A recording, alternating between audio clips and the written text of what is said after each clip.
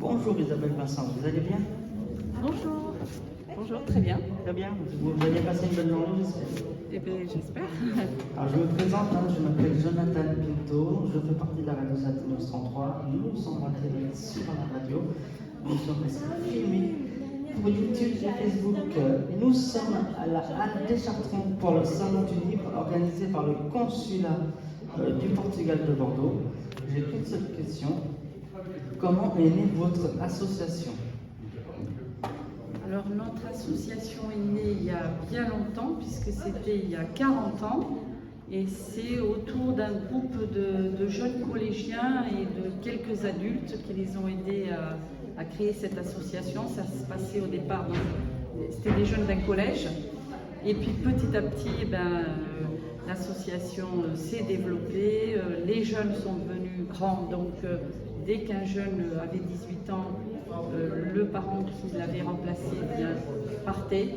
Et donc c'est pour ça que nous sommes sûrement une des plus anciennes associations de fils de Portugais de France. Voilà, puisque nous avons 40 ans. Et ensuite, l'association s'est développée sur différents secteurs.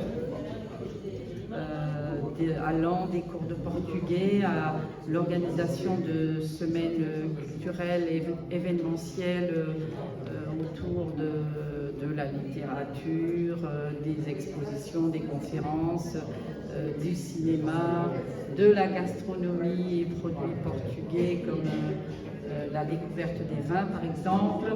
Nous avons organisé également beaucoup de séjours européens avec l'Allemagne, la Lettonie, l'Italie, l'Espagne, on est même descendu un peu plus bas, le Maroc, le Portugal. Voilà, donc c'est difficile de raconter 40 ans de vie associative comme ça en quelques minutes. Et nous avons également des ateliers réguliers à l'association. On a un groupe de conteurs, on a un groupe de chanteurs qui s'est produit hier, même si tout le monde n'était pas là. Nous gérons aussi un accueil périscolaire dans une école de Bordeaux. Et nous avons aussi un groupe de Zumba, puisqu'on a à peu près 80 personnes qui font de la Zumba chez nous. Voilà, je crois que j'ai fait à peu près le tour. Merci. J'ai vu que vous avez apporté un livre. Pouvez-vous nous en parler un tout petit peu? Alors, voilà, ça paraît bizarre qu'une association comme la nôtre soit ici. Alors, depuis quelque temps, nous produisons, enfin, nous éditons des livres. C'est nous-mêmes qui les avons faits. Nous avons fait les premiers il y a déjà plus de 20 ans. On avait sorti un livre qui épuisait, c'était un ballet, 2 babouches et quelques contes qui avait été réalisé suite à un travail avec des enfants. Et donc, c'était un livre de contes. Nous avions fait aussi en 93 un livre qui s'appelle Journal de bord. Il nous en reste encore quelques-uns, c'est vrai qu'on n'en a pas, mais qui est un livre qui a été rédigé suite à un échange que nous avons fait avec le Portugal et la France. Nous sommes partis des bassins à flot de Bordeaux avec 2 voiliers, avec à bord des jeunes Portugais qui étaient venus du Portugal en avion et qui partaient avec les Français en bateau. Et donc nous avons fait Bordeaux-Porto en voilier aller-retour pendant 2 mois. C'était en 91. Et suite à ce travail, nous avons accueilli un écrivain portugais qui s'appelle António Mota, qui est un écrivain de jeunesse au Portugal, qui est reconnu en tant qu'écrivain de jeunesse. Et António Mota était venu faire des ateliers d'écriture.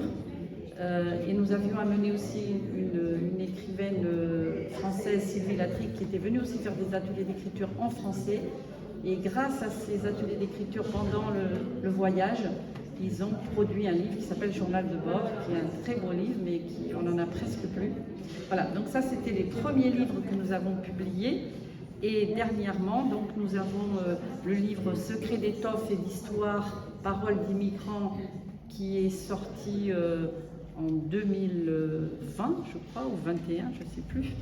Et là, cette année, donc, il y a le livre Segredos de vida e de histórias em português, c'est le même mais en portugais.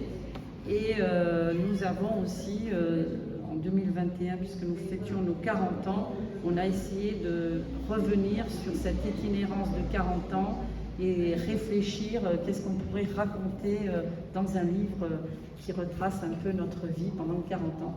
Donc nous avons répertorié 19 thèmes qui nous semblaient les plus importants de notre vie associative, qui sont donc retracés dans ce livre, plus de nombreux témoignages de diplomates, de maires, de partenaires, d'anciens adhérents, d'anciens salariés, puisque l'association a 7 salariés qui représentent en équivalent temps plein 2 salariés, mais bon, on a quand même 7 salariés, et donc on a des anciens salariés, dont une notamment qui maintenant est directrice adjointe dans une mairie ici de la région, qui est devenue ce qu'elle est grâce à notre passage à l'association. Donc on est quand même assez fiers d'avoir permis à des gens par des petits contrats, parce qu'en fait nous on propose vraiment des petits contrats parce qu'on n'est pas assez riche pour proposer des contrats plus gros, mais ça a permis à des gens